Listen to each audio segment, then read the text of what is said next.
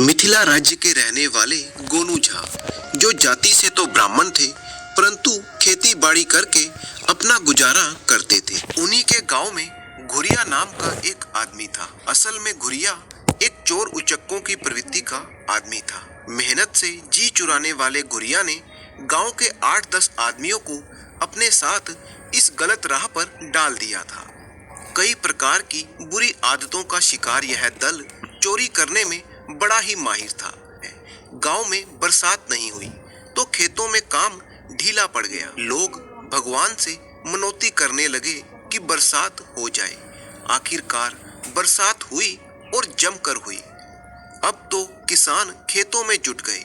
एक साथ सबका काम शुरू हुआ तो मजदूरों का अकाल सा पड़ गया। मजदूरों ने भी मौका जानकर अपनी मजदूरी बढ़ा दी। गोनू झा को भी अपने खेत की खुदाई करनी थी ताकि बीज बोया जा सके, परंतु मजदूर तो ढूंढे से ना मिलते थे। जो मिलते थे वह इतना अधिक पैसा मांगते कि चुप रह जाना पड़ता। गोनू झा भी परेशान थे कि कैसे खेत की खुदाई की जाए। बारिश के कारण जमीन में तो अभी नमी थी। नमी जाने के बाद मुश्किल बढ़ जाएगी। आखिरकार उन्होंने दिमाग का इस्तेमाल करने का विचार किया और जल्दी से अपने मित्र फेरन मिश्र के पास पहुंचे। आओ गोनू झा, मिश्रा जी बड़े ही प्रसन्न हुए। कैसे याद आई? आवश्यकता आ पड़ी। बिना आवश्यकता के कौन कहां जाता है? खेत खोदने के लिए मजदूर नहीं मिल रहे। गोनू झा ने कहा, अब भाई हमसे तो कुदाल चलाई नहीं जाएगी, वरना हम जरूर चलते। आप बस एक छोटा सा काम कर दीजिए। आदेश करो। बस एक अफवाह फैला दीजिए कि गोनू झा की कुंडली के अनुसार उसे शीघ्र ही कोई गड़ा हुआ खजाना मिलने वाला है। उससे क्या होगा? बस सब कुछ हो जाएगा। आपकी इतनी कृपा से ही मेरे लिए सब सिद्ध हो जाएगा। अच्छा, यह तो मेरे बाएं हाथ का खेल है। गोनू झा धन्यवाद देकर अपने घर लौट आए। मिश्रा जी ने अपना काम कर दिया। सारे गांव में ये बात फैल गई कि शीघ्र ही गोनू झा को कोई गड़ा हुआ खजाना मिलने वाला है। और उसी रात गोनू झा के घर से कुदाल चलने की आवाजें आने लगी। इधर चोरों के मुखिया घुरिया ने भी ये अफवाह सुन ली थी। वह अपनी उत्कंठा को रोक ना पाया। उसने गोनू झा के घर जाकर कुदालों के चलने की आवाजें सुनी। वह गोनू झा के घर जा पहुंचा। वह देखना चाहता था कि गोनू झा के घर में खजाना मिलता है या नहीं। आधी रात तक कुदाल चलने की आवाज आनी बंद हो गई। घर के अंदर गोनू झा की पत्नी ने कहा, आप क्या कर रहे हैं? गोनू झा ने कहा, खजाना ढूंढ रहा हूँ। सारा घर खोद लिया पर कुछ नहीं मिला। गोनू झा की हांफती हुई आवाज आई कि मिश्रा जी झूठ नहीं बोलते, खजाना तो अवश्य ही है, पर कहां पर है? घर में तो नहीं है।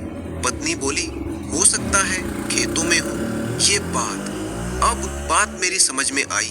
मेरी माँ भी कहती थी कि हमारे खेत सोने की खान है। अब कल से मैं वहीं पर 20 मजदूर लगा दूंगा। देख लेना, जल्दी ही खजाना हमारे हाथ लग जाएगा। तो अब तुम आराम करो। घर तो आपने सारा खोद ही दिया है। ठीक है, सवेरे से काम शुरू करता हूँ। इधर घर के बाहर छुपा हुआ घुरिया चोर ये सब बातें सुन रहा था। घुरिया चोर समझ गया कि गोनू झा थक जाने के कारण अभी खेत नहीं खोद पाएगा, वरना वह खजाना आज ही निकालने के लिए तैयार था। आधी रात हो चुकी थी। घुरिया सीधा अपने मित्रों के पास पहुंचा और उन्हें जगाया और बोला, आज बड़े माल की खबर है और तुम सो रहे हो। गोनू झा खजाना खोद रहा था। मिश्रा जी ने बताया है तो झूठ तो नहीं होगा। गोनू झा बड़ा ही चतुर आदमी है। वह आज अपने घर को खोद रहा है। बिना किसी कारण के तो वह घर को खोदने वाला नहीं था।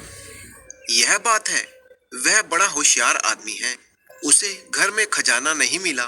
वह कल खेतों में मजदूर लगाकर खुदाई करवाएगा। उसकी माँ उसे संकेत करके गई है कि खजाना उसके खेतों में है।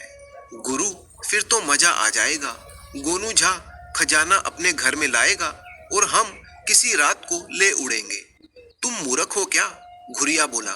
हमें आज बल्कि अभी उस खजाने को हड़पना होगा। सभी लोग अपने अपने कुदाल लेकर आ जाओ, मेरे साथ चलो।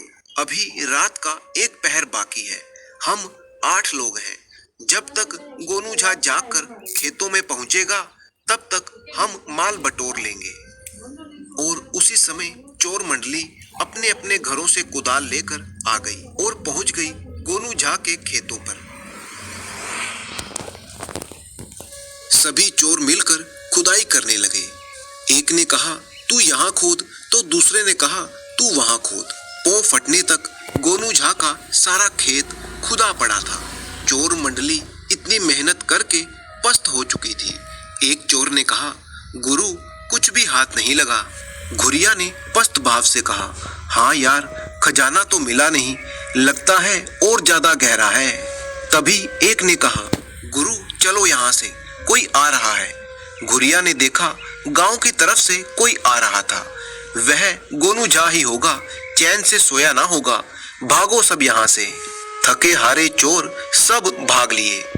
आने वाला वह आदमी गोनू झा ही थे। उन्होंने चोरों को भागते हुए देख लिया था। गोनू झा मुस्कुराए। वह खेतों पर पहुंचे तो देखा कि उनकी तरकीब काम कर गई। खेत बिजाई के लिए तैयार हो गया था। उन्होंने घर जाकर अपनी पत्नी को सारा किस्सा कह सुनाया तो वह हंस हंस कर लोटपोट हो गई कि उसके पति ने मुफ्त के मजदूरों से कैसे काम करा लिया था। असल में खेतों में कोई खजाना नहीं दबा था। गोनू झा ने जानबूझकर ये अफवाह फैलाकर अपना काम करवा लिया।